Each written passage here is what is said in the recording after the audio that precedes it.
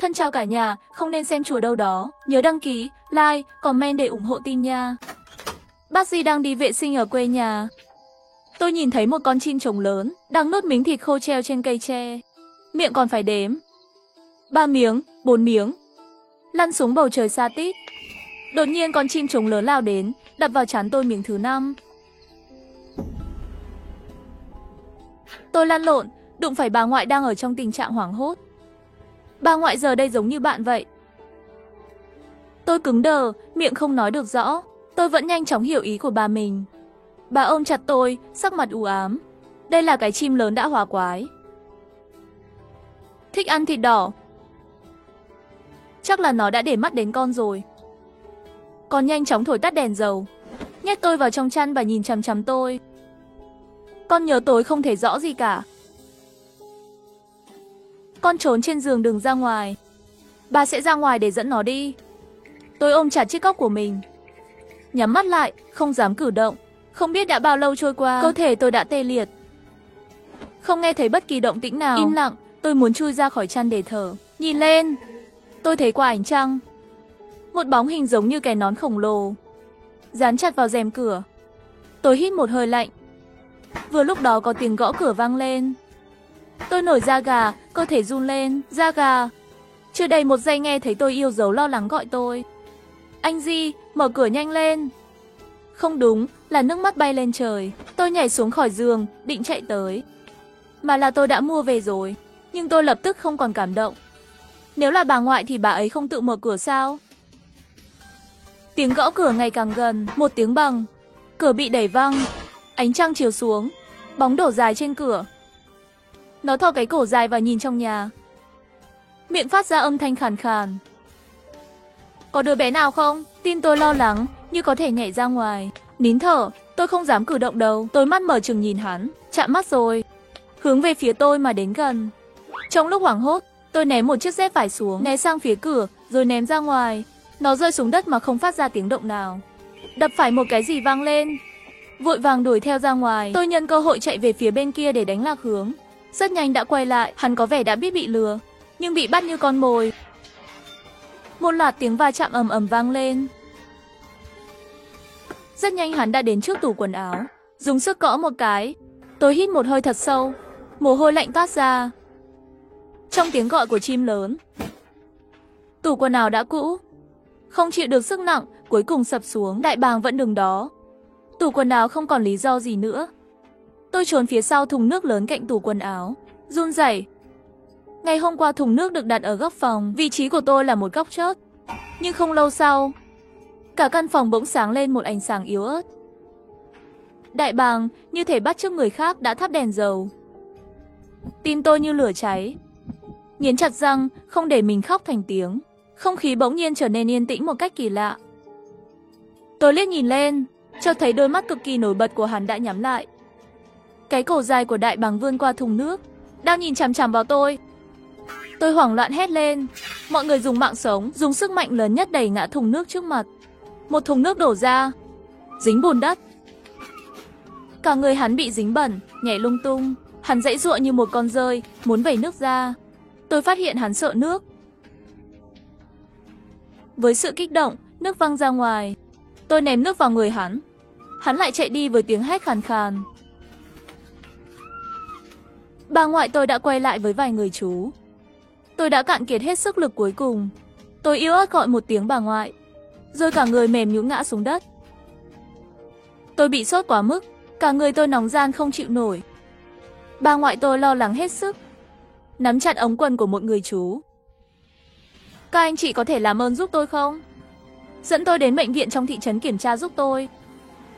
Chú ấy nói tôi có thuốc hạ sốt, chẳng ai có thể giúp. Làng tôi cách bệnh viện trong thị trấn vài chục dặm. Và lúc này đến cái bếp lớn, không ai dám đi xe vào ban đêm. Chú tôi đang vướng phải ống quần.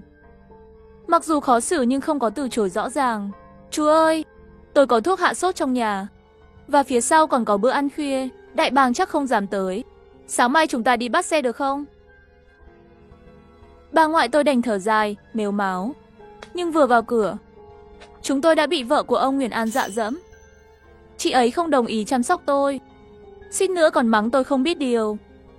Bị đại bàng để mắt, tôi bị đưa vào đây. Các bạn muốn hại chết tôi sao? Bà ngoại tôi liền quỳ xuống trước bà chị. Ôi, chị Trần, xin chị, tôi van chị, tôi biết. Mấy năm trước, hai đứa trẻ đã bị đại bàng bắt đi. Có hận thù, xin chị nương tay. Cho phép tôi đưa đứa bé vào uống thuốc được không? Bà ngoại nói rồi tiếp tục cúi đầu. Bà ấy khẩn khoản, lôi kéo bà chị. Bà ngoại tôi đi vào trong, lăn lộn cả đêm. Cuối cùng bà ấy lấy thuốc cho tôi uống. Tôi đã sốt cao đến mức mê sảng. Mơ hồ nghe thấy bà ấy bảo tôi phải nhanh chóng khỏe lại. Trời sáng sẽ đưa tôi lên xe vào thị trấn. Mơ màng, tôi cảm giác mình lại bị bao vây. Tôi đứng vững được. Mặt trời vừa lên, bỗng nghe thấy tiếng rên rỉ từ phía trước. Trời sáng thì đã muộn. Tôi mở mắt, trong yên tĩnh, đầu óc tôi bỗng nhiên tỉnh táo. Bỗng nhiên tôi nhận ra chị ấy đã cõng tôi đi ra ngoài đồng.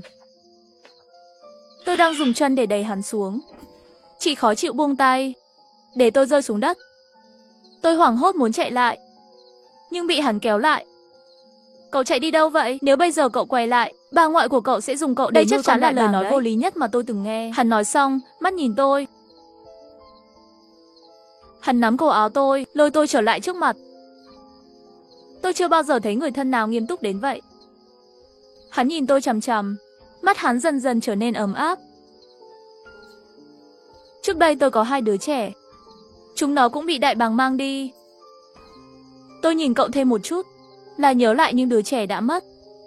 Lần này cứu cậu, tôi coi như cứu lại đứa trẻ của tôi.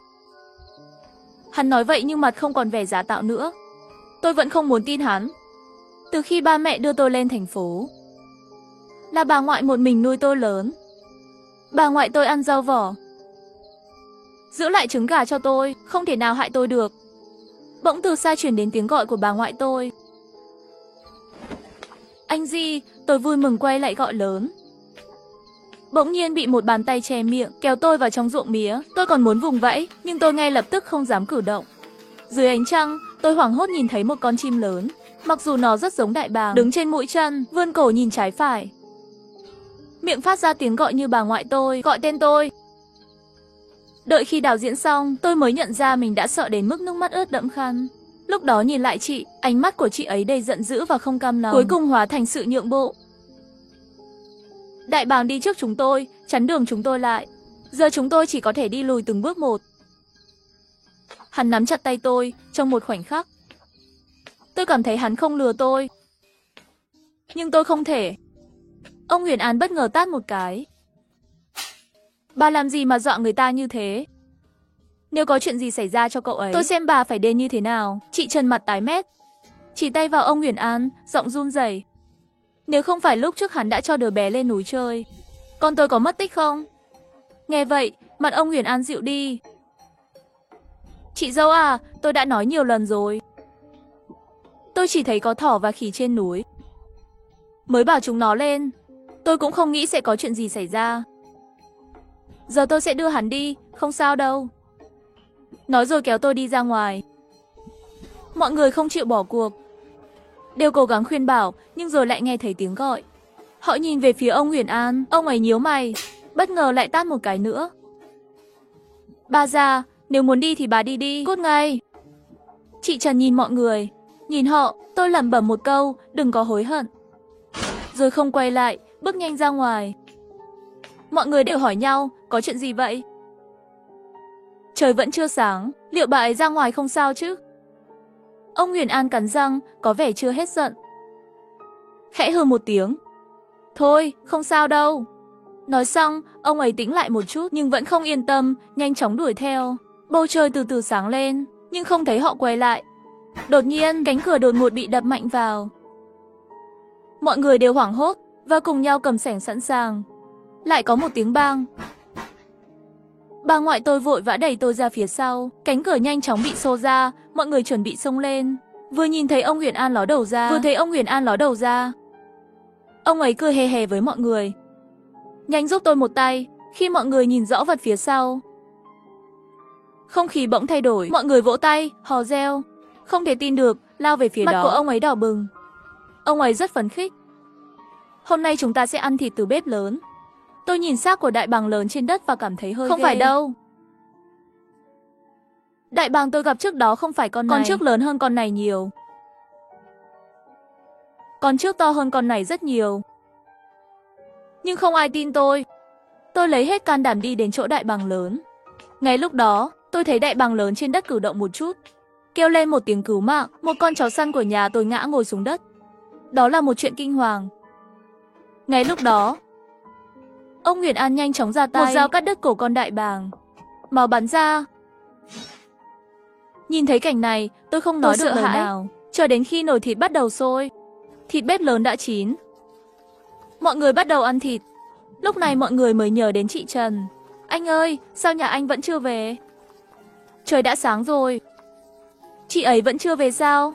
Ông ấy vừa nói vừa ăn thịt, mắt nhìn đăm đăm, một lát sau mới trả lời. Chắc là về nhà rồi. Tôi cảm thấy có điều gì đó không đúng. Đây là thịt chúng tôi nuôi. Tôi lắc đầu, tôi không còn muốn ăn. Ông Nguyễn An cười. Thịt này là thịt thần tiên. Người có tiền cũng khó mà mua được.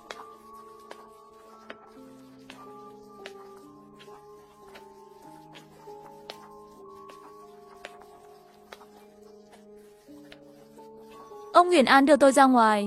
Trên đường về, tôi không tập trung. Chúng tôi đi một đoạn đường khá xa. Bà ngoại bất ngờ hỏi tôi. Anh Di, con chắc chắn đại bàng lớn tối qua gặp không phải con này chứ?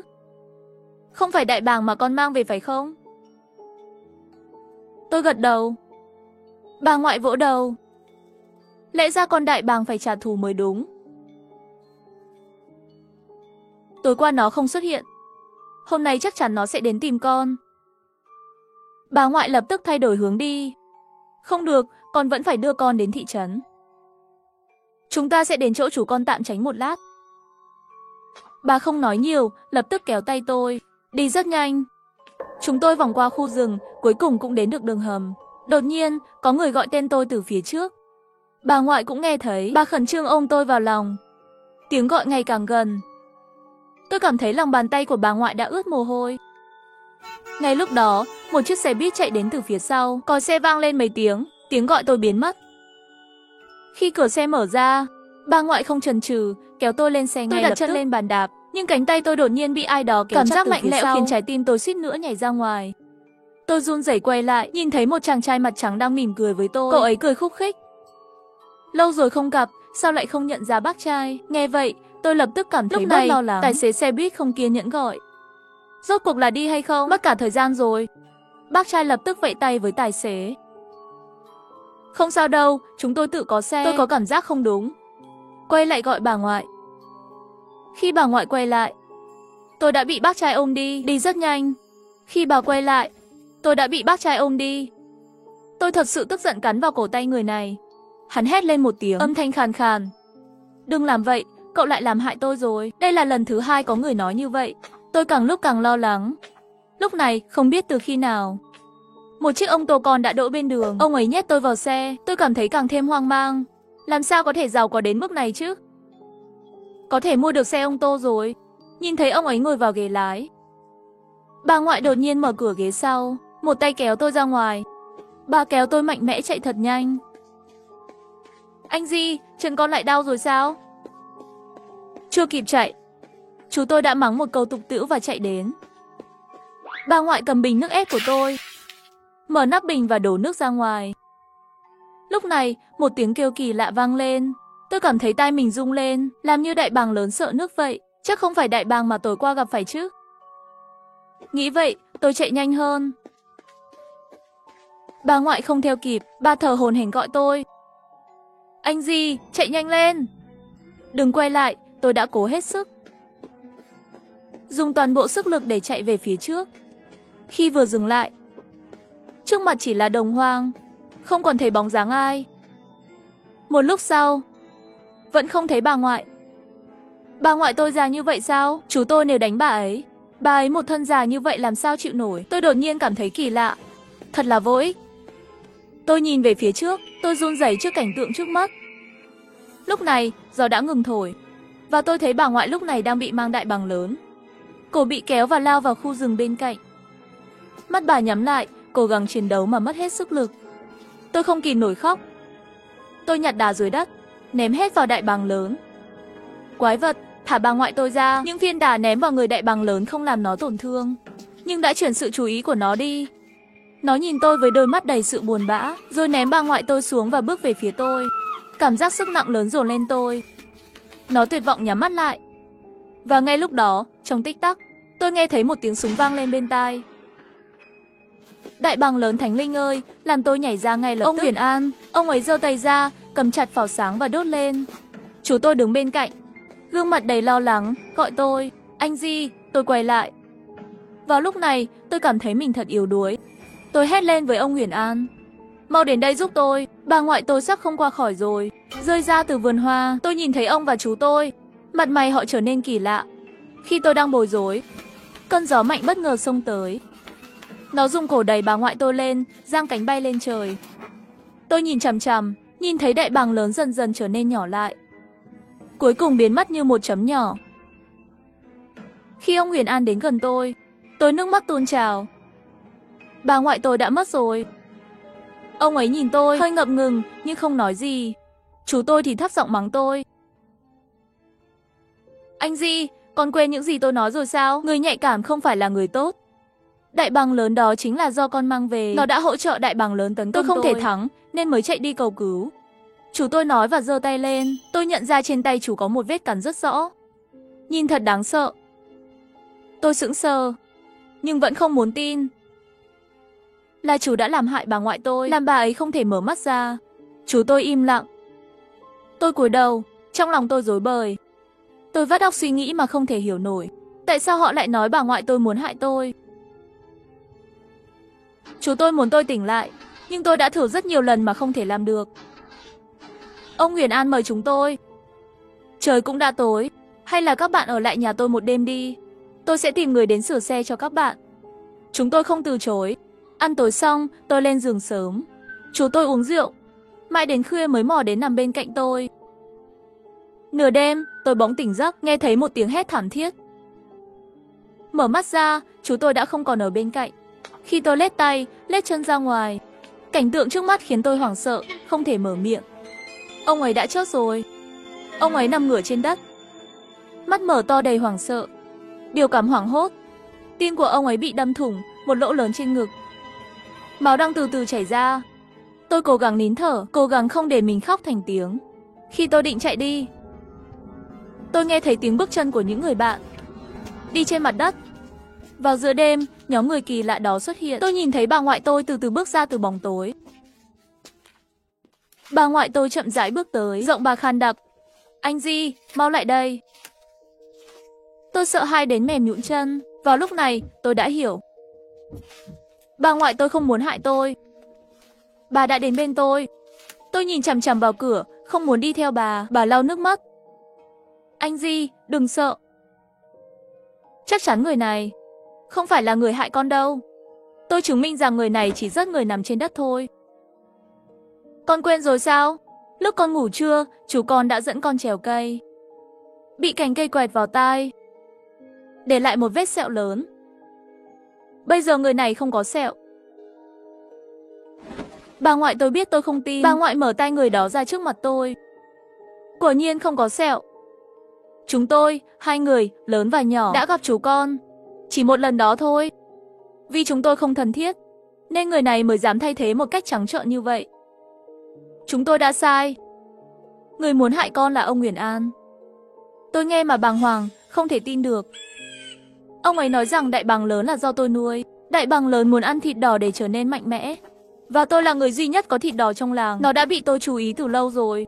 Tôi nghe càng lúc càng sợ, nhưng vẫn cảm thấy không đúng. Nếu thế, tại sao đại bàng lớn lại đưa tôi đi vào ban ngày? Sao tôi còn sống được? Bà ngoại tôi bịt miệng tôi. Mặt bà hơi tái. Bà nhận ra có gì đó tôi vội chạy đi, nhưng bà kéo lại. Ngay lúc đó, tôi nghe thấy có người gọi tên tôi từ ngoài sân. Tôi nhìn thấy và ngay lập tức muốn kêu cứu. Tôi dùng hết sức để bịt miệng mình lại, cố gắng không phát ra tiếng động và kéo tôi vào trong. Khi tôi bị kéo ra khỏi sân, tôi nghe thấy tiếng của ông Huyền An từ trong sân. Con kia, mày dám bỏ trốn? Giọng ông ta đầy hận thù. Tôi đứng đờ ra một lúc. Trời sáng dần lên. Bà ngoại tôi không thể đi nữa, nhưng vẫn không chịu buông. Tôi cảm thấy không thể chịu đựng được nữa. bà ngoại tôi lại bị kéo lại. Đột nhiên, từ trên trời có tiếng động. Đại bàng lớn lại quay lại để trả thù tôi. Tôi bị giật mình, không kịp phản ứng, nhưng bà ngoại đã ôm tôi lên, ngồi trên đại bàng lớn, bay lên trời. Lúc này, bầu không khí trở nên căng thẳng. Mấy tiếng nổ lớn vang lên, tất cả đều bị đánh vỡ. Ông ta vừa mắng vừa chửi, mắng tôi và bà ngoại tôi, nhưng tôi đã bỏ ngoài tai. Ông ta muốn hại tôi, nhưng tôi phải làm sao? Đại bàng lớn đậu trên một đỉnh núi xa. Tôi nhìn thấy một ngôi nhà tranh nhỏ. Tôi hỏi bà ngoại tôi, bà ơi, bà có thể cho cháu ăn một quả trứng không? Bà ngoại nhìn tôi. Bà vẫn nhìn tôi một cách lo lắng. Bên cạnh tôi, có người nói không ăn thì thôi. Tôi quay lại nhìn và thấy một người đứng đó. Hóa ra là chị Trần. Chị ấy nhìn thấy tôi và cười nhẹ. Tôi hơi bối rối, bà ngoại kéo tôi lại và giải thích lại cho tôi. Ông Nguyễn An ban đầu nuôi đại bàng lớn, không hiểu sự việc, cho đến một ngày, đại bàng lớn ăn thịt chó và trở thành quái vật. Trước kia, thịt của đại bàng lớn có một hương vị kỳ lạ, khiến người ta ăn xong mà không muốn dừng lại. Ông Nguyễn An hiểu ra. Từ ngày đó, dân làng bắt đầu giảm đi ngày càng nhiều. Mọi người tưởng rằng đại bàng lớn trên núi xuống núi ăn thịt nhưng họ không nghĩ rằng có người đang giấu giếm. Bà ngoại tôi đã nhận ra.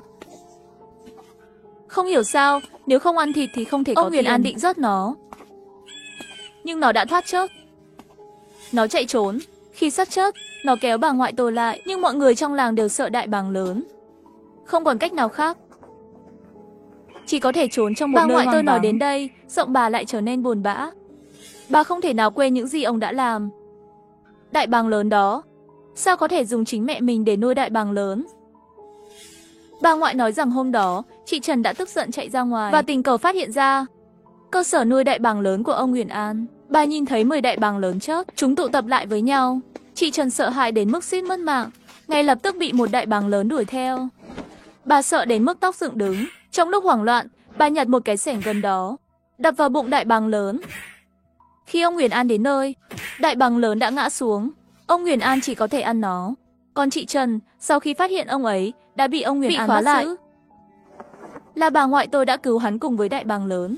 Nói đến đây, bà ngoại lại không kìm được bật khóc. Bà nhìn tôi với ánh mắt đầy sự tiếc nuối. Anh Di, những năm qua, bà đã hiểu lầm con rồi. Bà hứa sẽ đưa con đến nhà chú ở thị trấn. Nói xong, tôi mới hiểu. Bà muốn tôi rời khỏi làng ngay lập tức, nhưng bà ngoại tôi không thể đi được. Chỉ có thể nhờ đến người khác giúp đỡ. Bà ngoại dặn tôi, anh Di, sau này khi bà không còn bên con phải tự chăm sóc bản thân nhé. Nghe chưa? Bà nhìn tôi, rồi quay lưng đi về phía ngôi nhà tranh. Một lúc sau, bà dẫn tôi đến thị trấn và báo cảnh sát. Cảnh sát nhanh chóng dẫn chúng tôi về làng để điều tra. Điều kỳ lạ là toàn bộ dân làng dường như đã biến mất. Không ai còn xuất hiện. Cảnh sát phát hiện ra một khu nuôi giấu. Bên trong có mùi hôi thối, mùi của sự thối rữa. Sau khi điều tra sâu hơn, cảnh sát phát hiện ra nhiều cánh cửa dưới lòng đất của khu nuôi. Chị Trần nhận ra 2 chiếc vòng tay bạc, là tay của đại bàng lớn. Chị ấy ngay lập tức sụp đổ, đau đớn. Ông Nguyễn An là tội phạm bị truy nã. Sau đó, cảnh sát tiếp tục tìm kiếm mọi ngóc ngách, nhưng vẫn không tìm thấy bà ngoại tôi.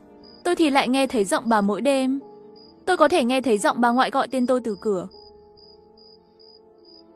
Thân chào cả nhà, không nên xem chùa đâu đó. Nhớ đăng ký, like, comment để ủng hộ team nha. Lúc 10 tuổi, chỉ vì tôi tham lam ăn một miếng kẹo mà ông Lý tặng. Một đêm già đi mấy chục tuổi, bệnh viện lớn thế nào cũng không tìm ra nguyên nhân. Mẹ tôi khóc và nói, mày là tay sai của ông già đó. Lúc 10 tuổi, bố tôi được chuyển đến làm trợ giảng. Mẹ tôi đưa tôi từ làng tới đây. Sống trong một ngôi nhà ở trường.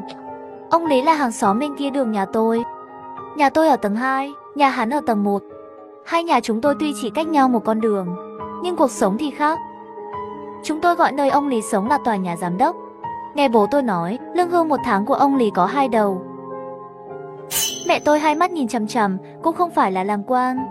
Sao kiếm được nhiều như vậy? Chúng ta dậy sớm và làm tới tối, còn không bằng một ngón chân của người có thể kiếm tiền. Mẹ tôi làm công nhân tạm thời ở trường mẫu giáo. Bố tôi là trợ giảng phòng thí nghiệm hóa học. Hai người dậy sớm tan muộn. Tiền lương cùng nhau là 1.500. Không hiểu được mình và người ta khác nhau như thế nào. Bố tôi nói, Lão Lý là chuyên gia hóa học lĩnh vực gì? Nổi tiếng quốc tế. Năm mới, lãnh đạo thành phố đều đến chúc mừng năm mới, là nhân vật lớn. Nghe nói Mai Lão Lý đã chết từ lâu rồi. Lúc ăn trưa, mẹ tôi đột nhiên nói một câu. Bố tôi cau mày. Mẹ tôi qua cửa sổ nhà bếp, nhìn lão Lý đối diện đang phơi nắng. Ông Lý đang ăn đậu phộng. Thật thoải mái, mẹ tôi càng nhìn càng giận ông già này. Bao nhiêu tuổi rồi? Năm sau sẽ là 100, lớn tuổi nhất trong trường. Cũng là người kiếm được nhiều tiền nhất, đáng lẽ phải chết từ lâu rồi. Bố tôi vội vàng ra hiệu làm mẹ tôi sợ, bảo mẹ hạ giọng xuống, ăn con cháu.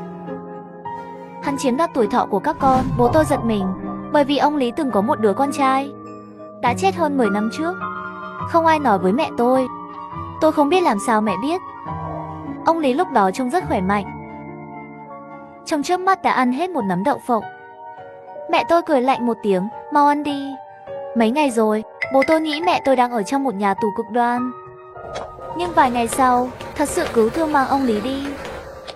Lúc đó là buổi tối, mấy người hàng xóm nghe thấy tiếng động đều ra giúp đỡ. Hai cháu trai của ông Lý cũng đến. Chúng tôi đều gọi họ là Đại Lý, Tiểu Lý, ăn mặc rất thời trang, chuốt tóc, nhìn là người thành phố.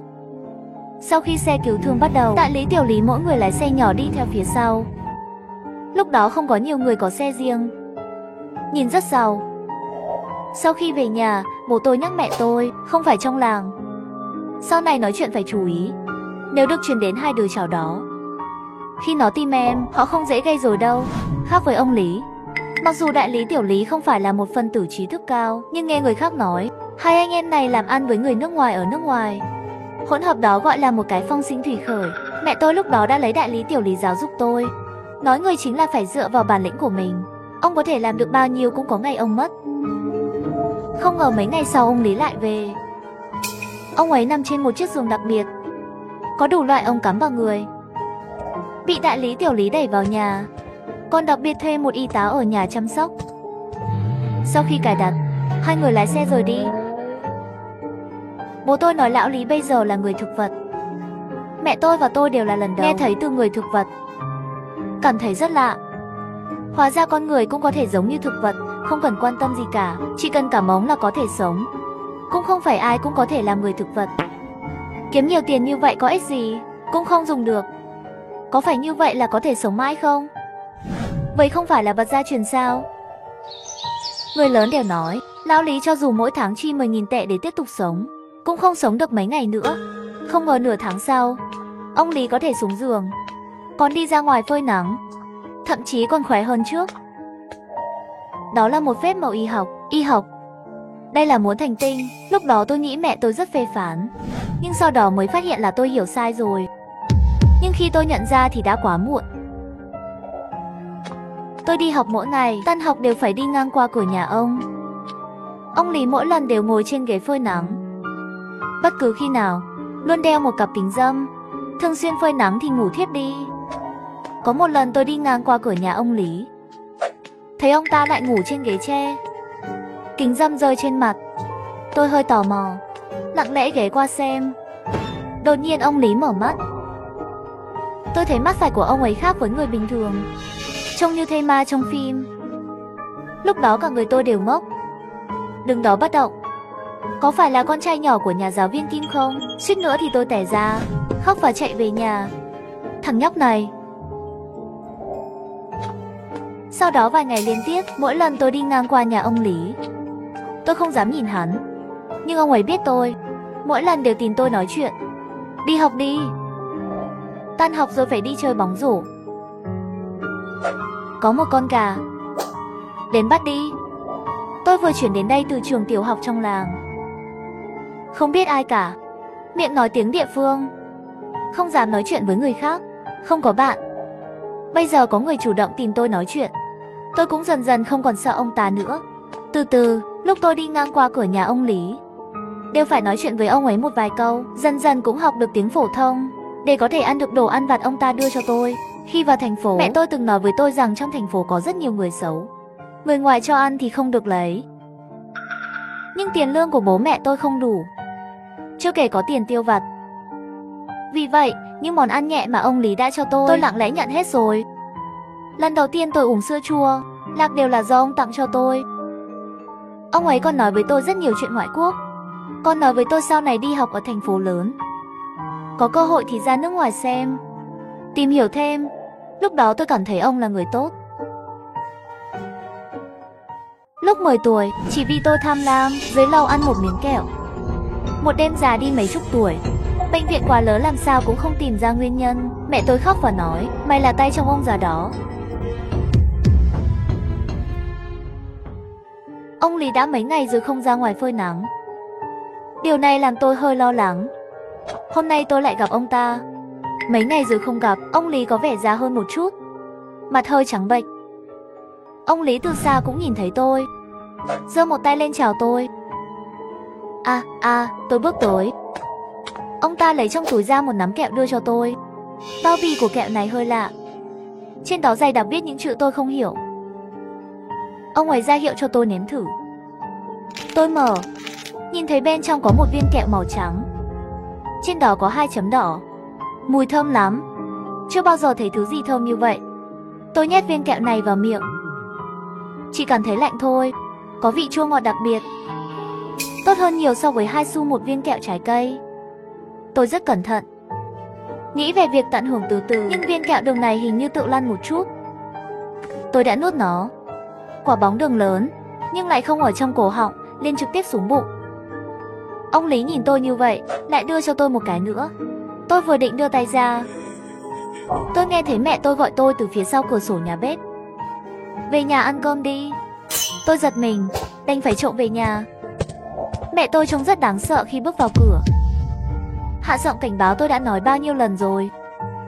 Đừng nói chuyện với ông ta, tại sao vẫn ăn những gì ta cho. Lần sau, mẹ còn thấy ăn bậy, cho con một trận đòn. Tôi cảm thấy có chút ủy khuất. Bản thân mẹ cũng không cho tôi tiền tiêu vặt để mua thức ăn. Tôi không được phép ăn của người khác. Tôi nghĩ chỉ cần liên quan đến ông. Mẹ tôi hơi điên.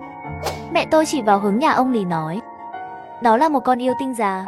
Bây giờ ông ấy đang chọn người đưa ai đi trước khi chết. Không biết có phải vì hôm đó ông Lý nhận thức được tâm trí của mẹ tôi, kể từ đó ông ấy không bao giờ ra khỏi cửa. Lúc ăn trưa hôm nay, nghe mẹ tôi nói ông đã chết. Tôi hơi vội, nhưng xem như vậy tôi cũng không dám hỏi lại. Mấy ngày nay ông Lý của thật không ra ngoài phơi nắng nữa, nhưng trong lòng tôi vẫn mong chờ, có thể như lần trước, vài ngày nữa lại ra ngoài phơi nắng. Mỗi khi tôi đi ngang qua nhà ông ấy, tôi sẽ lặng lẽ lắng nghe chuyển động bên trong. Một lần, đột nhiên ngửi thấy một mùi hương chưa từng ngửi thấy trước đây. Nếu không, lại nghe thấy những âm thanh kỳ lạ, giống như những con chó trong làng đang đánh nhau. Nhưng nhà ông Lý không có thú cưng. Tôi muốn nghe thêm. Thằng khốn. Tôi giật mình, phát hiện tiểu Lý không biết khi nào ra ngoài. Tôi không dám nói, vội vàng đi rồi. Vào buổi tối, mẹ tôi đi làm về, mặt đầy phấn khích nói với bố tôi, lão Lý lần này thật sự đã chết rồi. Bố tôi có chút không tin. Mẹ tôi lại nói là lão Lâm ở đơn vị 4 đều nhìn thấy rồi. Mấy ngày trước vào nửa đêm, đại lý tiểu Lý lái xe đến đây, lén chuyển một cái tủ đông lớn vào trong nhà. Ông ấy là một ông già đã nghỉ hưu, muốn tủ đông lớn. Lúc đó rất nhiều người thậm chí không có tủ lạnh, chưa kể tủ đông lớn. Và đại lý tiểu Lý không biết từ đâu còn thuê một bảo mẫu. Cái này chắc chắn là sống chung. Vài ngày sau, tin đồn này đã lan ra. Có người nói lão Lý đã chết, gia đình không báo cáo để tiếp tục nhận lương hưu, và đóng băng anh ta trong tủ đông. Lúc này tôi mới phát hiện, hóa ra không chỉ có mẹ tôi, tất cả mọi người trong mỏ, ngoại trừ 2 đứa cháu, mọi người đều mong ông chết. Mọi người bàn tán mấy ngày, cũng chưa nghe ai báo cáo. Chuyện này dần dần trôi qua. Lúc đó trong trường học rất phổ biến xem The Dragon Ball. Đầu tôi đầy truyện tranh, cũng dần dần quên đi những chuyện này. Thứ Bảy, tôi đang định đến nhà bạn học xem truyện tranh. Vừa đi ra ngoài, tôi gặp ông. Tôi đã không phản ứng trong một thời gian, vẫn đi qua như thường lệ. Vừa đi được 2 bước, đột nhiên cảm thấy có gì đó không ổn. Ông Lý được đại lý tiểu Lý đẩy trên xe lăn. Mấy ngày không thấy, hắn hình như đã thay đổi. Mặt hắn càng thêm trắng bệch, nếp nhăn cũng ít đi rất nhiều, vẫn đeo cặp kính râm đó, bất động. Kỳ lạ nhất là, lúc đó rõ ràng là không có mưa, cũng đã qua thời điểm nóng nhất rồi. Đại lý lại che ông cho ông Lý. Một chiếc ông lớn màu đen bên ngoài và màu tím bên trong. Ông Lý dường như nhìn thấy tôi. Đại lý tiểu Lý nhìn thấy rồi, lập tức đẩy về phía tôi. Tôi cảm thấy một luồng không khí lạnh tràn vào. Hơn nữa còn có một mùi hôi, như mùi chuột chết. Ông Lý, mơ hồ mọc một ít tóc đen mịn. Có một loại kỳ quái không nói ra được. Tôi đột nhiên hơi sợ, nhưng ông ấy lăng lý. Nếu tôi chạy như thế này, có lẽ ông ấy sẽ buồn. Tôi không biết phải làm gì, cứ đứng ngây ngốc như vậy. Đột nhiên có người vỗ vai tôi. Tôi sợ quá, quay đầu lại nhìn, không ngờ là mẹ tôi. Thật bất ngờ, mẹ tôi nhìn tôi với vẻ mặt tươi cười. Làm gì vậy? Nhanh chóng chào ông Lý. Bên cạnh cũng có mấy người hàng xóm nhìn thấy lão Lý đến, cũng đến chào hỏi. Đại, tiểu Lý thay đổi quá khứ, bộ dáng lạnh lùng đó. Thậm chí còn cười nói chuyện với mọi người. Khung cảnh thật vui vẻ. Họ đều khen ngợi giáo sư Lý là người già. Nhưng nước ra càng ngày càng tốt. Năm nay chắc chắn sẽ có tin tức lớn. Ông Lý cúi đầu dựa vào xe lăn thỉnh thoảng cười. Mấy ngày trước, bọn họ đều đang bàn tán lão Lý đã chết rồi. Còn có người nói muốn đi báo cáo. Bây giờ nhìn thấy anh ấy nhưng tất cả đều cười. Tôi không hiểu tại sao tôi lại sợ. Ông Lý nhìn thêm vài cái nữa rồi cuối cùng cũng hiểu ra. Đây không phải là ông Lý. Chẳng lẽ những người lớn này không nhìn ra sao? Cho dù họ không phát hiện ra ông này không đúng, chẳng lẽ không ngửi thấy mùi hôi trên người hắn sao? Tôi thấy ông Lý, ngón tay trong tay áo cử động. Móng tay của hắn dài quá, nhìn đáng sợ. Và vẫn còn nhỏ giọt, giống như nó vừa được chuyển ra khỏi tủ đông. Vào bữa tối, mẹ tôi nói hai đứa cháu đó chắc là nghe nói có người muốn báo cáo ông nội hắn, đặc biệt đẩy ông già ra cho chúng tôi xem. Không nên, sao vẫn chưa chết? Hai đứa cháu đó không phải là tìm một ông già để giả làm sao? Vào nghĩ phim truyền hình à, đơn vị ai mù, hàng năm còn phải rút máu xét nghiệm, không thể làm giả. Nghe người khác nói, đại lý tiểu Lý vì cứu lão Lý đã đi nhiều chuyến ra nước ngoài, lấy được một loại thuốc gì. Người thành phố có nhiều ý tưởng, một tháng không làm gì cả, chỉ lấy tiền lương 20.000 tệ thôi, đổi tôi cũng phải sống 200. Mẹ, tôi nghi ông Lý đã bị biến thành một thây ma. Bố mẹ tôi sửng sốt, xem phim quá nhiều rồi, vẫn là chuyện tranh xem mê rồi. Đó là móng tay của ông Lý thật, giống như zombie. Mẹ và bố tôi đã im lặng. Để tôi đi ngủ. Đừng nghĩ mãi. Tôi đang ở trên giường, tôi định xem xong chuyện tranh The Dragon Ball mượn của bạn học. Đang ngủ. Không biết bao lâu, trong mơ hồ, có một chút ánh sáng đỏ chiếu vào rèm cửa của tôi. Ánh sáng đỏ này giống như là từ nhà ông Lý. Ảnh chụp đây, tôi hơi sợ. Đứng dậy từ từ mở rèm cửa nhìn về phía nhà ông. Tôi nhìn qua khe hở của rèm cửa, nhìn thấy cô bảo mẫu béo ngồi trên ghế sofa, vừa ăn hạt dưa vừa xem tivi. Rồi cô bảo mẫu béo nghĩ ra điều gì đó, vào bếp không biết đang làm gì. Sau đó quay lại với một máy, đẩy cửa vào phòng ngủ. Là ông Lý. Ông đứng thẳng. Tôi chưa bao giờ thấy ông ta ngồi xe lăn cả năm. Có thể đứng thẳng như vậy. Hắn nhảy một cái, hai tay nắm lấy phần giữa gà trực tiếp vặn lên, miệng đầy máu. Tôi đã sợ chết khiếp. Đột nhiên ông Lý ngẩng đầu nhìn về phía tôi. Đôi mắt từng là màu trắng của anh ấy lúc này đang phát ra ánh sáng xanh. Cô bảo mẫu béo dường như nhận thấy có gì đó không ổn. Ông quay đầu nhìn về phía tôi. Tôi ngồi xổm xuống, sợ đến không khí cũng không dám ra, cảm giác như trái tim sắp nhảy ra ngoài. Không biết bao lâu, chờ ánh đỏ bên ngoài cửa sổ biến mất, tôi mới run rẩy lên giường. Lúc này mới phát hiện quần của tôi đều ướt. Đã sợ đi tiểu rồi. Miễn là cô bảo mẫu béo đó nghi ngờ có ai đó đang nhìn trộm, người đầu tiên nghĩ đến là tôi. Nghĩ đến chuyện này tôi còn sợ hơn. Sau khi do dự, tôi ôm gối và chăn, lén trèo ra khỏi phòng. Tôi định ngủ ở phòng bố mẹ tôi. Vừa vào phòng khách, đột nhiên nghe thấy có âm thanh đang vang vọng. Không chỉ có tiếng đập cửa, hình như còn có một số âm thanh nữa. Giọng nói vừa quen vừa xa lạ, giống như trong phim zombie. Và lao vào phòng bố mẹ tôi như điên. Làm gì vậy? Con sợ, con muốn ngủ với bố mẹ. Mẹ tôi mới thư giãn một chút, có phải mơ thấy gì không? Bao nhiêu tuổi rồi, về phòng ngủ đi. Là nằm mơ. Tôi lắc đầu, chỉ về hướng cổng. Vừa rồi có người đập cửa. Con nghe thấy gì nữa không? Có người ngoài cửa. Mẹ tôi đứng dậy đi xem. Tôi trốn sau lưng. Mẹ tôi nhìn vào mắt mèo. Không có gì đâu. Lại đưa tôi về phòng. Tôi chỉ ra ngoài cửa sổ. Mẹ mở rèm ra một nửa. Tôi sợ hãi trốn sang một bên. Bên ngoài sao vậy? Tôi xem. Bây giờ cửa sổ nhà ông Lý đều tắt đèn. Không gì cả. Tôi sợ ông. Mẹ tôi thở dài, bảo đừng nghe những gì người ngoài nói. Cái gì cũng không hiểu thì cứ nghĩ lung tung. Vâng. Tôi nằm trên giường, tay mẹ tôi vỗ nhẹ vào tôi. Không biết từ khi nào tôi ngủ. Ngày hôm sau, ánh nắng ngoài cửa sổ chiếu vào. Tôi nhìn sân nhà ông. Hình như cũng không có gì khác biệt. Thế giới đã trở lại bình thường. Bản thân tôi cũng nghi ngờ chuyện tối qua có thể là ác mộng của mình không? Zombie đều là trong phim.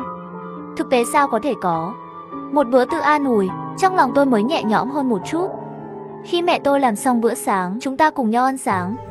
Sau này đừng xem những bộ phim Hồng Kông đó nữa và những truyện tranh Nhật Bản. Không phải đồ tốt. Tôi không muốn nói gì với họ. Uống hết cháo trong một hơi, mang theo cặp sách và đi ra ngoài. Vừa đến cửa, chỉ cảm thấy một cái trên ngực, cổ họng. Wow, ăn sáng đi. Mọi thứ đều bị nhổ ra. Bố tôi vội chạy tới. Đây lại là ăn bừa bãi bên ngoài. Tôi không biết phải nói gì. Tối trước mắt, sau khi trời đất chuyển động, tôi không nhớ gì cả. Tôi bị sốt, nằm trên giường một ngày. Bị nóng. Ngay cả sau khi hết sốt cũng không còn sức lực. Đầu tôi đang ngủ đi, đổ mồ hôi lạnh. Mẹ tôi định đưa tôi đến bệnh viện. Có thể có chuyện gì? Cả ngày ở nhà đọc truyện tranh, cũng không ra ngoài hát, nhảy rác và chơi bóng rổ với bạn học. Thiếu tập thể dục dẫn đến sức đề kháng kém. Bố đi làm rồi. Mẹ tôi nghỉ phép để ở nhà chăm sóc tôi.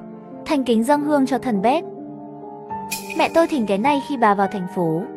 Nhưng bởi vì luôn bị bạn học trong thành phố cười nhạo, dần cũng không tin nữa. Rồi mẹ tôi mang cho tôi một bát nước. Tôi thấy trên đó có một lớp bột màu xám, có mùi cho thơm. Bản năng từ chối thuốc. Mẹ mong con uống đi. Uống đi.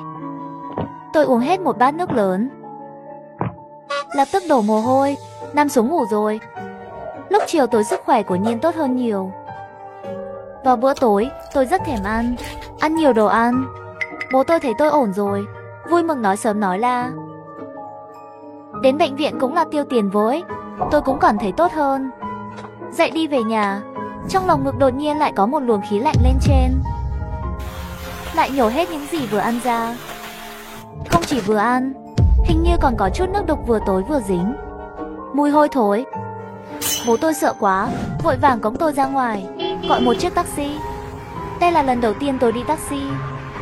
Đến bệnh viện, lại là lấy máu, xét nghiệm phân, nước tiểu. Tôi đã kiểm tra một vòng trong bệnh viện nhưng không tìm thấy gì cả. Nói là bị viêm ruột hoặc dị ứng. Uống chút thuốc xong là về. Tôi xin nghỉ vài ngày, nằm ở nhà uống thuốc đúng giờ. Cường ăn 2 cân.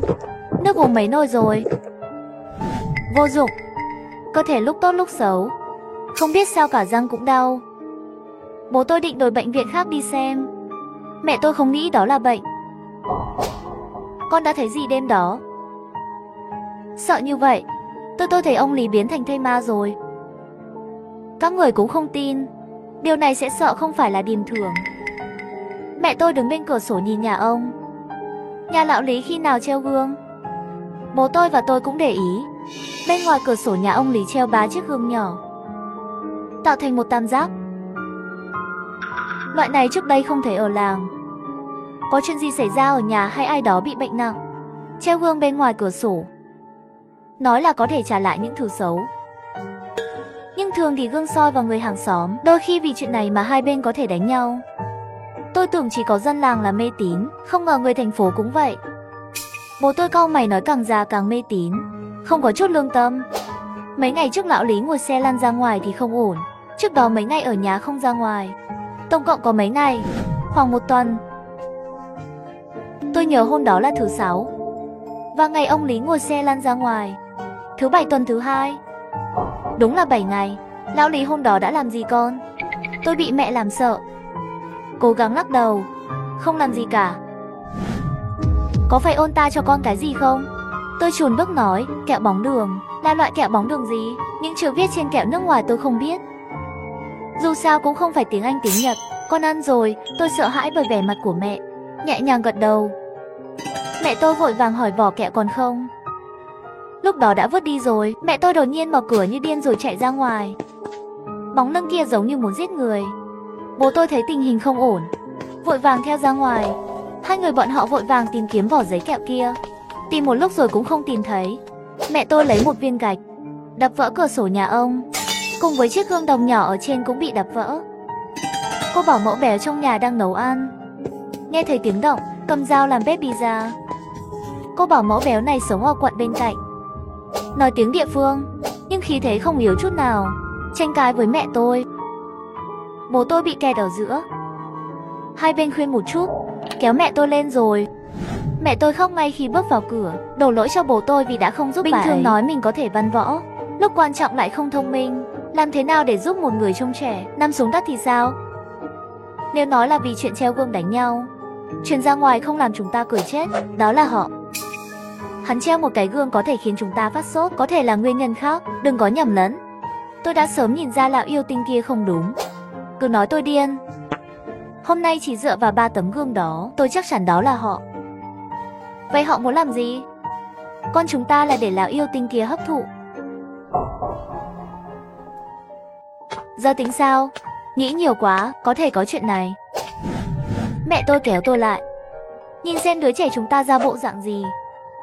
Bố tôi nhìn, đột nhiên thay đổi sắc mặt, sao lại có tóc trắng? Tôi nghe xong hoảng sợ, nhìn vào gương, tôi mới 10 tuổi. Sao lại già? Rồi răng tôi lại đau. Một cái răng hổ rơi ra. Đây là răng vừa mới thay năm ngoái. Tại sao lại rơi? Tôi đã khóc. Lần đầu tiên cảm thấy sợ chết. Cái này không đúng sao? Có phải là xúc gà bổ sung mấy ngày trước có độc không? Không phải chúng ta vừa đến bệnh viện kiểm tra sao? Không có gì. Đây là bệnh ác. Bố tôi nhận ra mức độ nghiêm trọng của vấn đề, lại nghiêm túc xác nhận lại một lần nữa. Thật sự là chấp nhận. Mẹ tôi gật đầu. Con đã ăn những gì ông già đưa. Rất có thể là tín vật mua thọ của người ta. Con nhận là đồng ý với người ta. Lúc này tôi mới biết mình đã làm sai chuyện. Không ngờ vì bản thân nhất thời tham ăn, mang đến hậu quả nghiêm trọng như vậy. Nếu có thể làm lại, quyết đoán không tùy tiện ăn đồ người lạ cho. Nhưng chuyện đã xảy ra rồi, chỉ có thể tìm cách giải quyết. Bố tôi cúi đầu suy nghĩ. Mấy ngày trước trong thành phố có người nhìn thấy đại lý Tiểu Lý ăn tối với mấy người nước ngoài. Hắn cũng như vậy rồi, cũng không có thời gian chăm sóc. Có lẽ đó là những người đó. Chúng ta sẽ đi tìm họ. Không, nếu vì chuyện này mà đánh nhau, người ngoài xem kịch, và công việc của chúng ta có thể không được giữ lại. Đến lúc đó còn sống thế nào? Lúc này, thái độ của hai người thay đổi 180 độ. Mẹ tôi thận trọng, biết chuyện này sẽ không đơn giản như vậy. Vậy thì sao? Mặt mẹ tôi nhăn nhó, lại nhìn tôi. Cái gọi là tình yêu ghét sâu sắc hiện tại hiển thị đầy đủ. Đánh thẳng vào cái mông nhỏ của tôi. Bảo đừng ăn đồ của người ta là không nghe. Tôi bị đánh và khóc. Nhưng đúng là bản thân không có lý, chỉ có thể ăn củ đánh dập mông. Có khổ không thể nói. Nếu ông của con ở đây, chúng ta cũng sẽ không bị bắt nạt. Là bố mẹ vô dụng. Sau đó, mẹ tôi chỉ đơn giản là rửa mặt, thay quần áo rồi hỏi bố tôi 200 tệ. Bố tôi nghi ngờ hỏi đây là muốn làm gì. Em về nhà mẹ tôi, mời chú Từ đến đây. Trưa ngày hôm sau, mẹ liền mang theo Tứ lão gia trở về. Nói về Tứ đại gia, trong ấn tượng của tôi, ông ấy là một người nghiêm túc và cổ hủ. Thường xuyên giảng đạo cho tôi. Cái gì ngẩng đầu 3 thước có thần linh, cái gì thiện ác nếu không báo, càn khôn phải nghĩ. Trong mắt người ngoài, ông ấy là một nông dân bình thường. Nhưng những người quen biết đều biết, sư phụ Tứ khi còn trẻ biết chút ít. Đi đâu, người trước người sau đều phải gọi hắn một tiếng chú. Sau này quản lý rất nghiêm ngặt những chuyện mê tín phong kiến, dần dần bị quản. Thỉnh thoảng có người đến nhà mới có thể ra ngoài làm thuận lợi. Nhưng tôi không thích ông ta, bởi vì năm ngoái ông ấy đã lấy 10 thẻ mà tôi đã vất vả thu thập được. Nói cháu biết, những gì cháu vẽ trên bức tranh này đều là ma thuật. Làm sao có thể chụp để chơi, đừng nói là vẽ rất đẹp. Mỗi lần nhớ đến đều đau lòng. Mất tiền tiêu vặt tôi đã tiết kiệm rất lâu, cho nên ấn tượng của tôi về ông ta không tốt lắm. Từ lão gia vừa vào cửa, vẻ mặt nghiêm trọng hơn bình thường. Mặt ủ rũ nhìn trái nhìn phải. Nhìn xem. Vâng, sau đó lấy ra một túi giấy từ cặp sách. Tôi cứ tưởng đó là thuốc chữa bách bệnh. Mở ra xem vẫn là hộp cho thơm. Tôi thất vọng. Cảm giác đã biết chiều này rồi. Mẹ tôi đem đi xả nước mang đến cho tôi uống. Lại uống một bát nữa. Cảm giác như mình sắp biến thành lò hương rồi. Sư phụ Tứ đã kiểm tra tình hình chung. Nhà của trường em xây thiếu đạo đức. Tòa nhà gia đình nhân viên ở tòa nhà gia đình lãnh đạo. Lợi ích đều để cho lãnh đạo. Bố tôi trầm ngâm nói. Thảo nào việc thăng chức và tăng lương của tôi khó khăn như vậy. Nhà lão Lý có mùi không đúng. Chủ nhân bên trong đã chết từ lâu rồi, nhưng không chết sạch sẽ. Tôi cũng nghĩ vậy. Lão Lý có thể sống đến bây giờ, chắc chắn không phải nhân lực. Là tiên lực giúp lão Lý trở thành người thực vật. Tam hồn lực chỉ còn lại thiên hồn địa hồn. Linh hồn con người không nên ở trên người, nhưng sau đó còn có thể tỉnh lại. Phải có người cao, lại nhốt linh hồn người trong tù. Ông Lý tuổi này cũng không phải là người tu hành. Linh hồn người bị bắt về cũng không chịu được lâu, dễ xảy ra vấn đề. Một khi lại phân tán, vậy chắc chắn sẽ không sống sót. Sau đó lão Lý không nói được lời nào. Có thể là có cao nhân bắt giữ linh hồn khác. Bên trong nước không có nhiều người biết cái này. Đây không phải là giới thiệu đơn giản. Mẹ tôi có hiểu không? Bố tôi không hiểu gì cả. Nói đơn giản, họ lấy lời dạy của con chúng ta. Linh hồn người trong ngục máu giống như ký sinh. Mặc dù không chắc có thể giết chết con của em, nhưng có thể khiến đứa nhóc sớm trở thành người thực vật. Nghe thấy điều này, tôi đã khóc bên ngoài cửa. Mẹ tôi vội vàng đưa tôi về nhà ngủ. An ủi tôi nói Tứ ra, nếu biết chuyện gì đang xảy ra, vậy thì có cách cứu rồi. Chuyện này không dễ làm, con phải nghiên cứu. Khi tôi thức dậy, trời đã tối. Trong nhà kéo rèm cửa không bật đèn, tôi thấy mình đang nằm một bức tranh. Bên trong vòng tròn của văn bản kỳ lạ. Từ lão gia nghiêm túc nói, thông thường đều phải mất 10 năm 8 năm. Lão Lý trực tiếp chọn một cái giáp phẫu thuật. Nói cách khác, mặc dù bây giờ bạn 10 tuổi, nhưng tinh thần và vận may đều đã gần 70. Vài năm rồi, trong lòng đứa nhóc này thật sự thành lão già đó. Nếu không hắn cũng không thể mượn chúng ta nhiều như vậy. Lúc này tôi mới hiểu, mẹ tôi không cho phép tôi đi quá gần ông. Có một lý do, nhưng đã quá muộn. Cái kia lão bất tử thật đúng là dự định sống 200. Muốn đẹp, mọi thứ đều có tổn thất.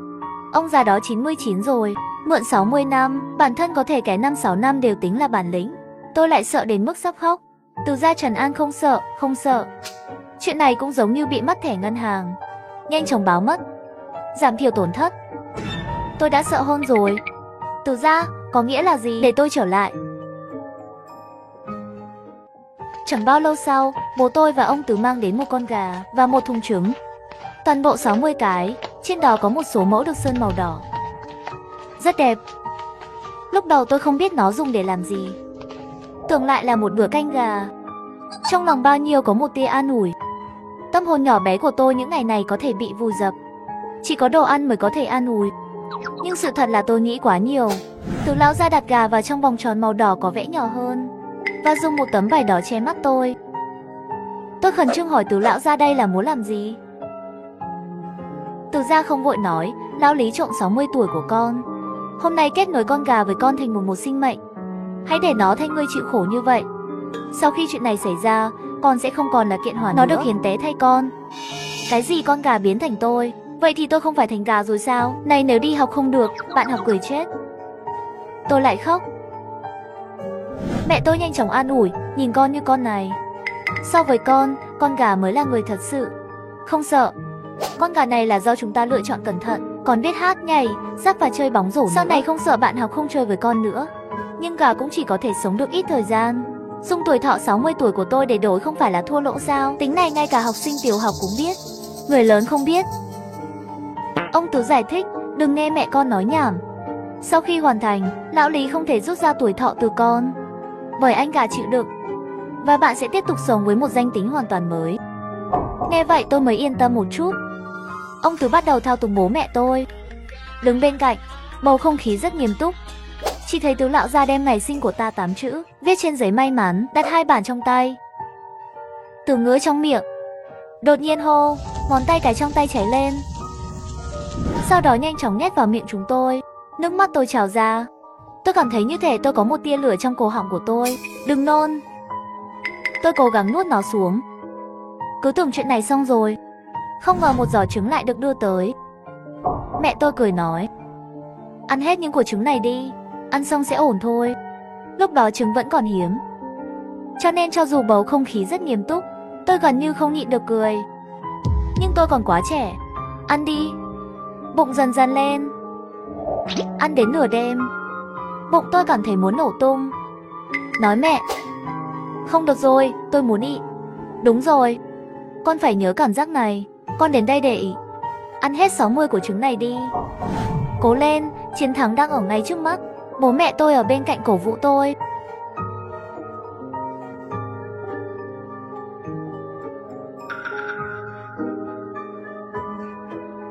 Nghĩa là cuối cùng cũng ăn hết rồi. Ông Tứ trên bụng tôi vẽ một họa tiết bằng sơn đỏ. Nhấn tiếp đi. Nhớ là chỉ có thể mở to không thể nôn. Cái gọi là nhịn tiểu có thể đi hàng ngàn dặm, khó đi lại được. Tôi chỉ nhớ lúc đó tôi bị bố mẹ đưa vào nhà vệ sinh. Cứ như vậy một lần là máy bay chiến đấu. Sau khi xong việc, tôi được đưa vào phòng nghỉ ngơi. Trước khi đi ngủ, mẹ tôi đặc biệt dặn dò tôi khi thức dậy sẽ không sao nữa. Đổi số mới, mẹ gọi con cái gì cũng phải đồng ý. Lúc đó toàn thân tôi đã hết sức rồi, không có cơ hội hỏi đổi tên gì thì ngủ thiếp đi. Không biết bao lâu, trong lúc mơ hồ nghe thấy bên tai có một giọng nói đang gọi Mô Câu. Mô Câu mở mắt ra, nhìn thấy mẹ tôi đang lo lắng gọi tôi là Mô Câu. Tôi mới phản ứng lại, nhanh chóng trả lời. Mẹ tôi mới thư giãn. Ông Bốn mang một cái thùng lớn đến phòng tôi. Bên trong là mấy con rắn, côn trùng, đều là sống. Tất cả đều được kéo ra. Làm sao? Trước đây đến bệnh viện kiểm tra cũng không thấy những thứ này. Làm sao có thể còn sống được? Ông Bốn nói đây không phải là ăn vào, là người ta đưa vào trong bụng. Hóa là lời nguyền trên ngừa. Điều quan trọng nhất vẫn là viên kẹo kia. Ông Bốn lấy ra một thứ. Đây là mã thông báo. Từ lão ra lại nổi một đầu giấy, lát nữa sẽ vỡ vụn. Một sợi tóc trắng hiện ra trước mắt chúng tôi. Là của lão già đó phải không? Chú Tư, bây giờ chúng ta có tóc của lão ấy rồi. Dọn dẹp ông ta thôi. Từ lão ra không nói chuyện. Dọn đồ đi. Chuyện của con chúng xong rồi. Mẹ tôi không yên tâm, nói thế nào cũng phải đi tìm. Từ lão ra mới giải thích.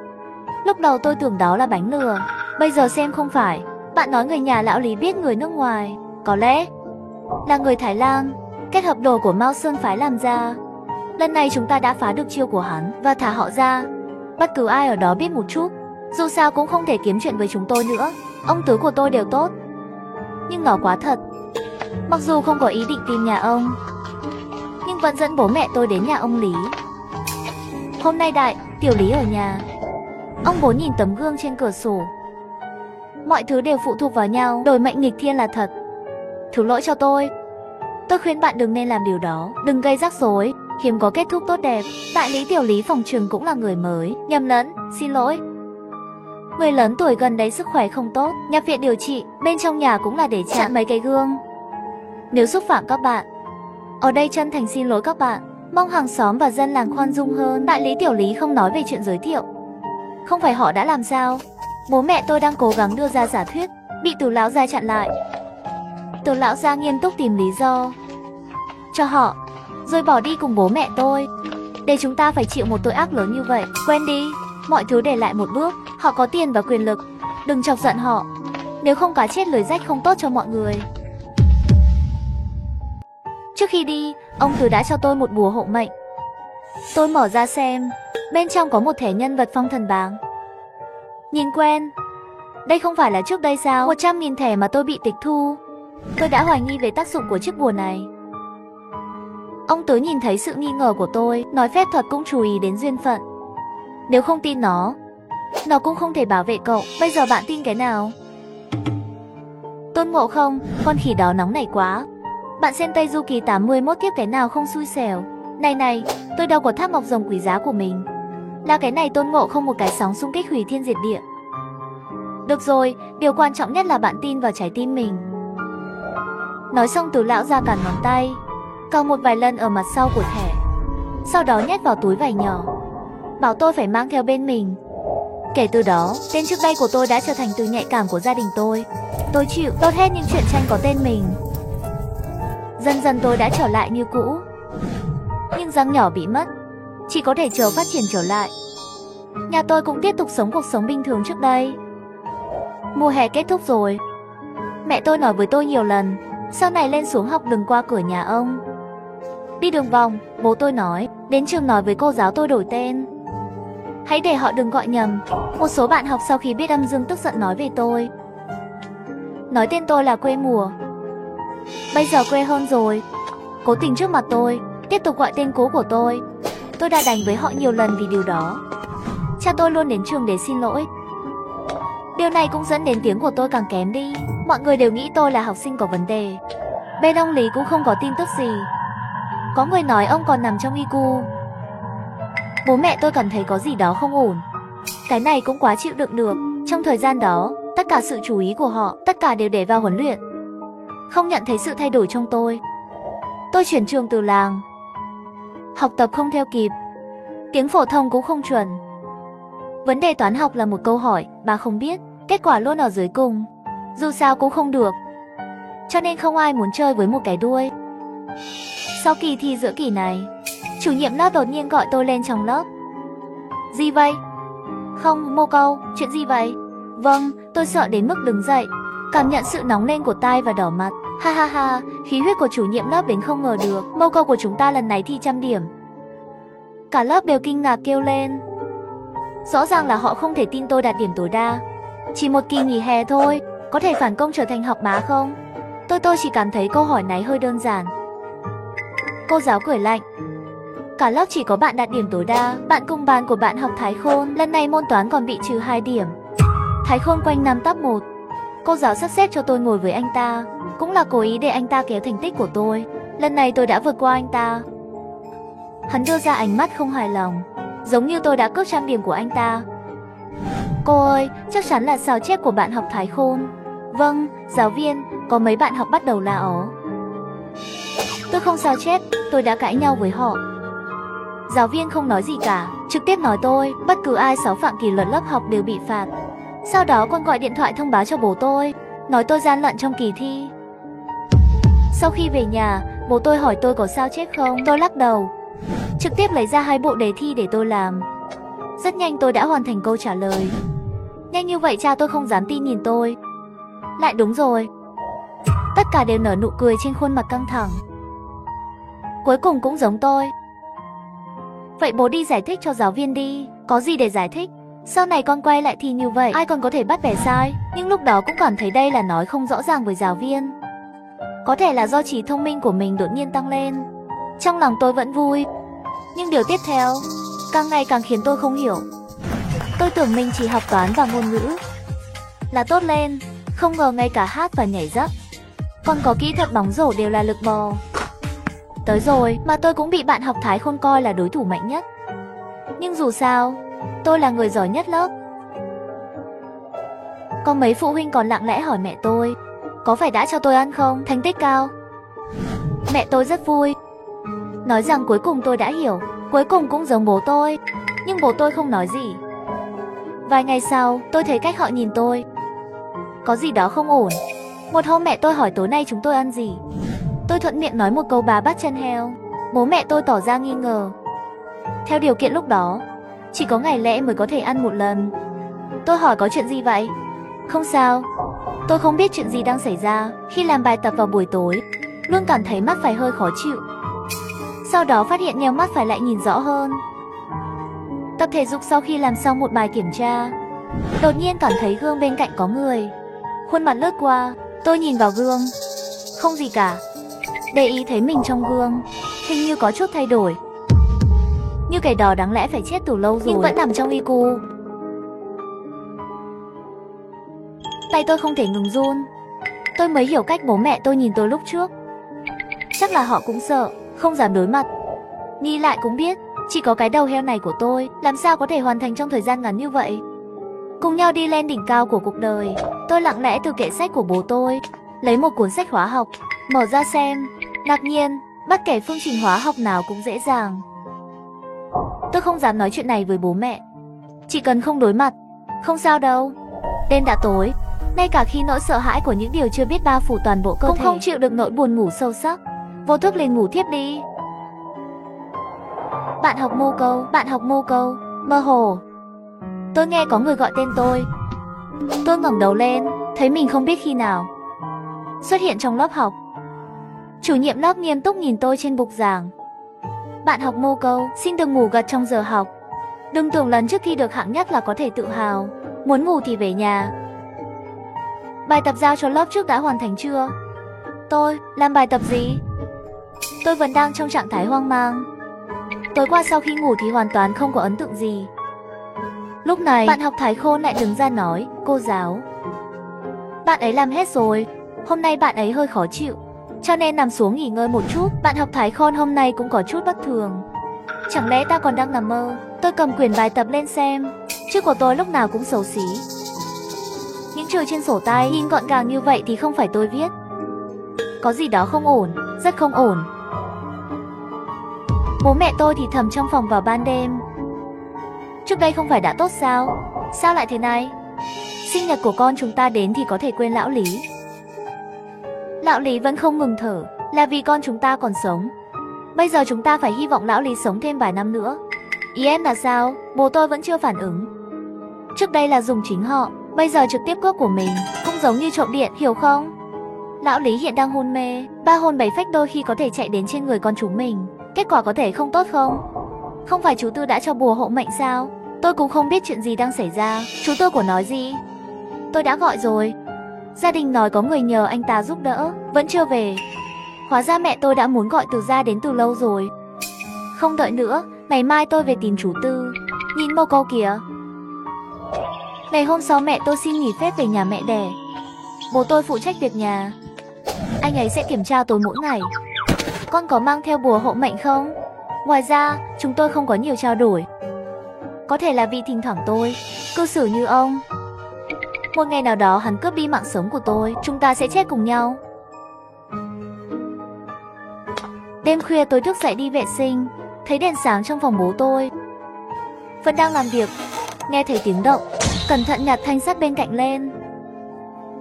Là con, nửa đêm không ngủ làm gì? Gần đây hình như bố tôi đang gấp rút viết luận văn, thường làm việc muộn.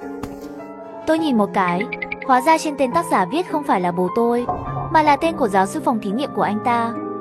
Giáo viên không cho chúng ta sao chép bài tập. Tại sao báo cáo của giáo sư đại học lại để người khác viết thay? Trẻ con thì biết gì, ngủ đi. Tôi liếc nhìn những thay đổi lộn xộn trên giấy viết tay và mấy tờ giấy vụn bên cạnh. Đoán rằng bố có thể mắc kẹt phương trình. Chuyển đổi tham số sai rồi, sao cũng không đúng. Lời này thốt ra, tôi hơi ngạc nhiên. Bố tôi còn ngốc hơn. Tôi trực tiếp lấy bút, viết trên tờ giấy nháp trống, cũng đánh dấu chi tiết. Sau đó đưa cho bố tôi. Bố tôi đã rất ngạc nhiên, chọn hóa trị hữu cơ cao hơn và so sánh cẩn thận. Bố tôi hơi xấu hổ. Phần còn lại thì đơn giản, tối nay ngủ sớm nhé. Tôi quay ra cửa. Nếu con sợ thì ngủ ở đây. Bố không sợ sao? Sợ cái gì? Mẹ đã về nhà mấy ngày rồi. Mượn điện thoại gọi lại, nói đã lên đường đi tìm ông Bốn. Sau khi tìm thấy sẽ quay lại. Mấy ngày nay tôi không thấy có gì sai cả. Mặc dù có kiến thức của ông, nhưng đó là tất cả.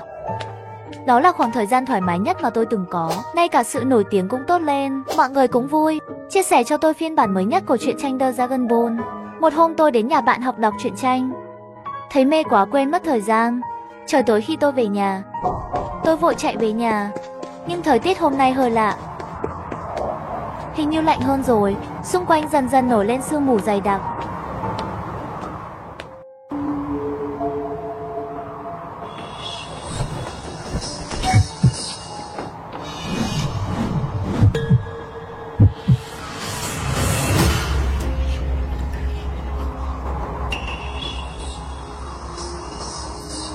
Đây là đâu? Chờ tôi tỉnh lại, cảnh tượng trước mắt tôi trở thành nơi tôi chưa từng thấy trước đây. Tôi đang đứng dưới một tòa nhà.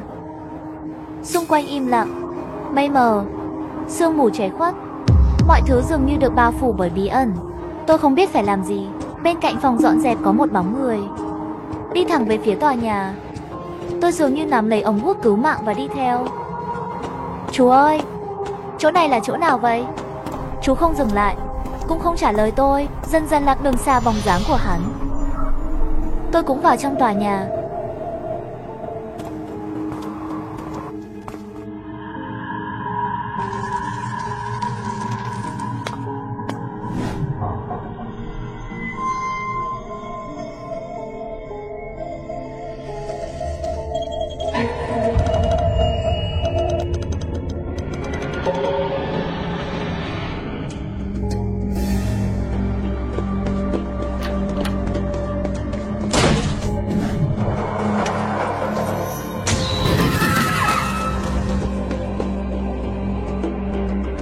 Sau một vụ náo động, người vừa rồi đã biến mất từ lâu rồi. Cảnh tượng xung quanh cũng lại biến động. Trở về đường phố cũ. Sương mù cũng mỏng đi một chút. Những gì vừa xảy ra làm tôi sợ chết khiếp. Tôi không dám ở bên ngoài nữa, vội vàng bắt đầu chạy về nhà. Khi đến gần nhà tôi, nhìn thấy từ xa, bố và mẹ tôi đứng trước cổng căn hộ. Mẹ tôi nhìn tôi. Con đi học về đâu vậy? Muộn thế này mới về, mẹ tìm con mãi không được. Tôi khóc, tôi bị lạc trước cửa nhà. Không khóc, không khóc, mẹ đã tìm thấy Tứ Gia. Sau này đừng sợ nữa, bùa hộ mệnh mà ông muốn đưa cho tôi là thật, nhưng chỉ có thể dùng một lần. Không sao đâu, ông Tư của bạn có rất nhiều. Tứ Gia đang ở phòng khách. Sau lần trước cứu tôi, ấn tượng của tôi về ông ấy có chút thay đổi. Tứ Gia tới rồi. Tứ Gia cười ha ha nhìn ta nói, không yên tâm được ngươi. Nhanh lên, đến rồi. Sau đó lấy ra một hộp cơm nương từ trong túi. Bên trong toàn là trứng đỏ. Anh ấy đưa cho tôi một cái. Quả trứng đỏ của đứa con nhà chú Ba đêm trăng tròn, bà của con không nỡ ăn, tất cả mang đến cho con rồi. Nhìn thấy trứng đỏ, tôi lại nhớ đến hình ảnh trước đây ăn đất.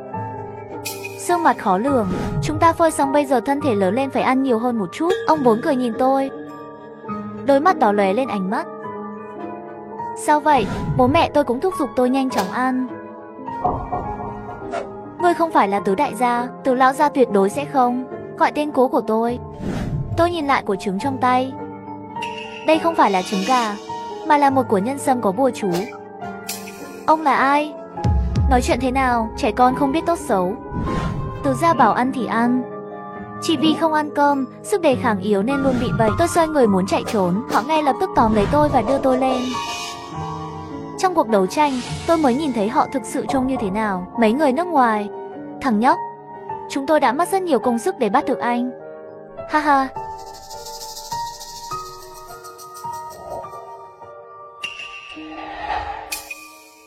Tôi có việc gấp. Rất nhanh Tứ lão gia liền liên lạc với mẹ. Nhanh về nhà. Khi về đến nhà, bố tôi lo lắng nói tôi mất tích. Chỉ tìm thấy cặp sách. Có người dẫn tôi đi. Bắt đầu với mô câu, chắc là đám người nhà lão Lý rồi. Khốn kiếp, lần này không thể tha cho họ. Chúng ta đi xin một lời giải thích, không có bằng chứng, người ta sẽ không thừa nhận. Bây giờ báo cảnh sát rằng đứa trẻ mất tích, cho chuột vào. Vậy làm sao chúng ta tìm được Kiện Hoan? Bây giờ là xã hội pháp trị, tất nhiên phải nói.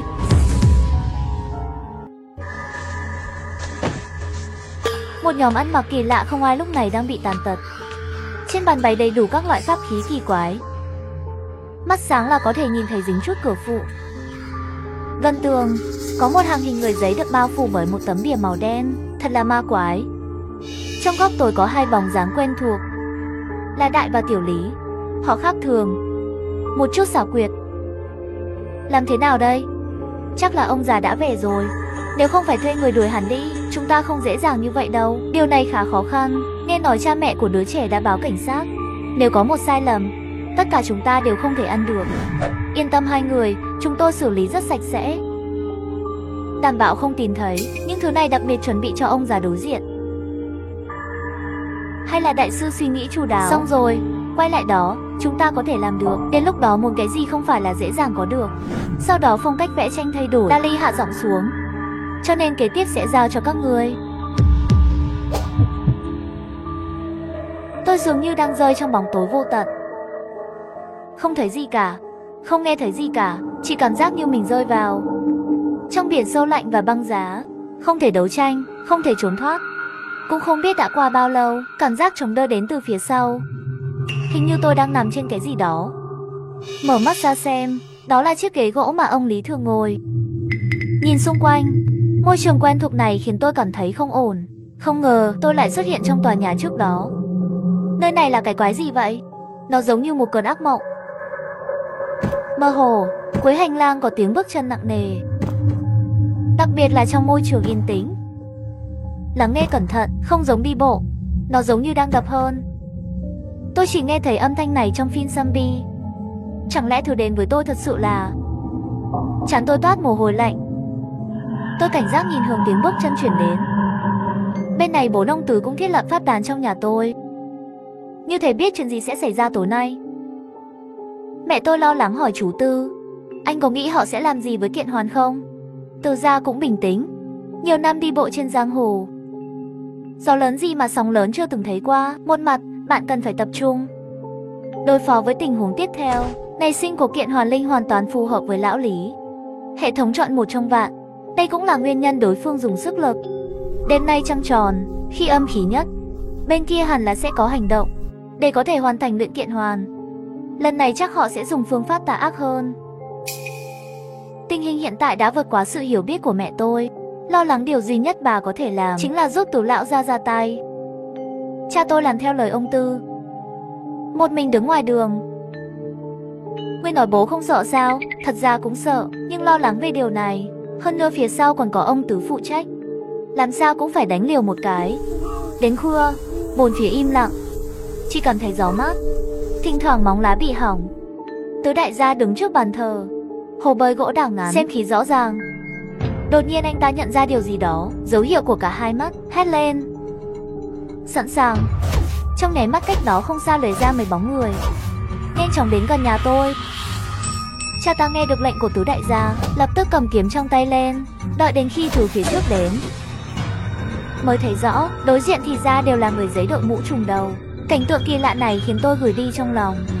Tay cầm kiếm cũng không tự giác dùng lên, Tứ gia nhanh chóng. Thần binh gấp như luật pháp. Bạn nói vậy rất có lý.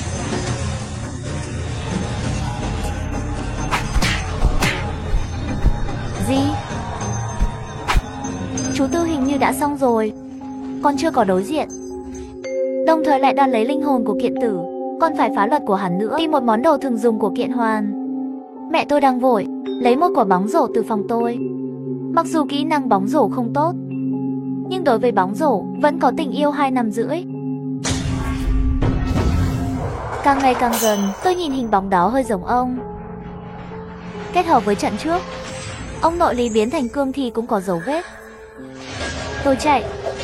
Tôi chưa bao giờ nghĩ tôi sẽ bị lũ zombie đuổi theo như trong phim.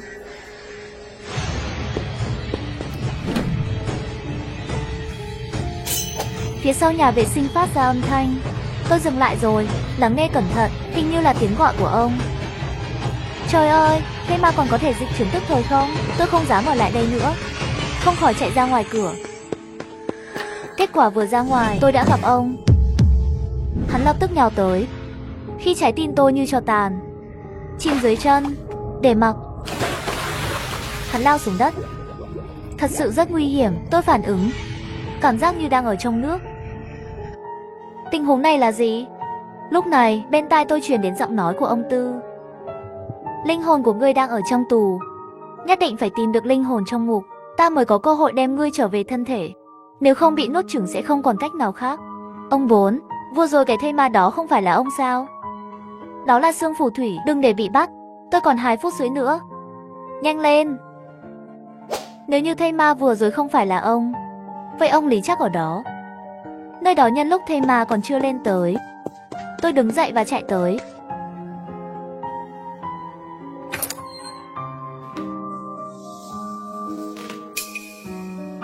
Con đây rồi, con trai.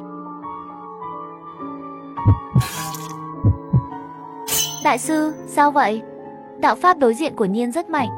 Làm đi. Ông già chết tiệt. Đại sư phải cho chút sức. Thất bại ở đây. Đại Lý đi sang phía bên kia. Ông nội Lý đáng lẽ phải sống ở Iku, mặc áo choàng đen, trên mặt đeo mặt nạ tiền đồng nặng nề, đứng thẳng như thế mà Dali không có biểu hiện gì xấu xa cả. Thay vào đó, nó giống như đang thưởng thức tác phẩm của chính mình. Ông già tự trách mình. Ở lại đây lãng phí thời gian. Tuổi này còn đọc truyện tranh. Khóa học là thứ bạn nên đọc. Chúng tôi chỉ muốn công nghệ chuẩn bị tinh khiết. Tôi muốn bạn hướng dẫn. Bạn đã lên đến nhiệt độ không đổi rồi, làm hỏng cơ thể rồi. Đây không phải là chúng tôi để cho bạn sống lâu trăm tuổi, kéo dài tuổi thọ. Đừng trách chúng tôi không hiếu thảo. Đại ca nói gì với Hanuasi? Thằng già này nếu nó nghe lời chúng ta cũng sẽ không tốn nhiều công sức như vậy. Đây là qua cầu rút ván, không chống lại được. Thì ra là vậy. Đại, Tiểu Lý mới là người đứng sau toàn bộ chuyện này. Tôi gần như hiểu lầm ông rồi. Hai đứa cháu này thật là xấu xa. Động vật không bằng. Khi tôi còn trẻ, tôi quá bận rộn với công việc để về nhà, bỏ bê gia đình, không chú ý đến sự phát triển của họ. Điều đó khiến họ lạc lối. Tất cả là lỗi của tôi. Đó không phải lỗi của anh, tất cả đều đổ lỗi cho hai người chủ đó quá tệ. Kiện Hoan, tôi để những bằng chứng thu thập được trong tủ. Phía sau sẽ giao cho cháu. Ông Lý, chúng ta nhất định sẽ ổn thôi. Bây giờ là dựa vào cháu để duy trì một chút cuộc sống. Tôi vốn là người sắp chết. Đời này sống quá lâu rồi. Đủ rồi. Không thể làm phiền cháu nữa. Nhưng sau này tôi không thể gặp lại ông nữa. Ông nghe tâm ý này của cháu là đủ rồi. Đời này không sống vô ích. Đừng buồn. Hãy nắm tay tôi. Tôi nhẹ nhàng đặt tay lên tay ông Lý. Rất ấm áp. Ông Lý lúc nào cũng rất thân thiện. Người rất tốt bụng. Khi hai linh hồn khác nhau chạm vào nhau, sẽ tạo ra sự từ chối. Linh hồn ngoại lai sẽ bị đẩy ra khỏi cơ thể. Phần còn lại là đưa linh hồn về bản thể. Muốn mượn một chút cũng được. Chính vì không phải muốn dùng tà thuật độc ác hơn. Khi giam giữ linh hồn tôi, không ai nhận ra. Ông Lý bên góc nhà mở mắt ra, dùng hết sức để đâm vào phù thủy. Pháp sư còn chưa kịp thi triển thì bị gián đoạn. Bị phản xạ khí huyết công tâm không có động tính. Ông Lý, đi đi.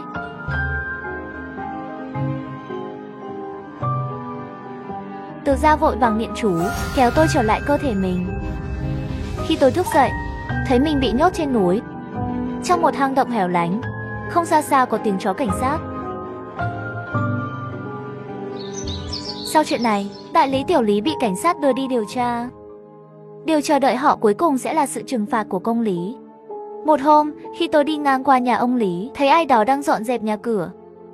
Nói là căn nhà này phải bỏ trống cho một giám đốc. Từ bên trong chuyển ra rất nhiều đồ đạc của ông, phải xử lý như rác.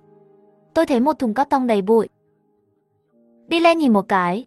Bên trong thùng cát tông hóa ra là một bộ truyện tranh The Dragon Ball. Tất cả đều có một tấm thiệp chúc mừng.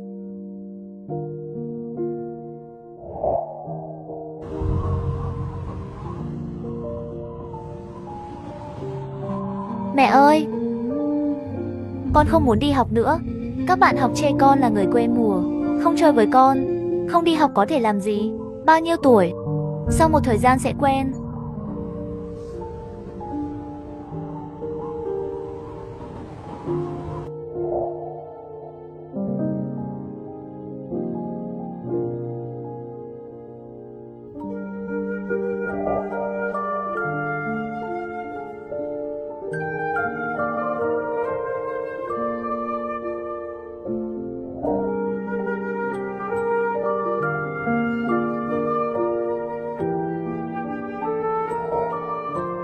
Ông nội Lý, ông giống như một người hậu kinh trong Seven The Dragon Ball.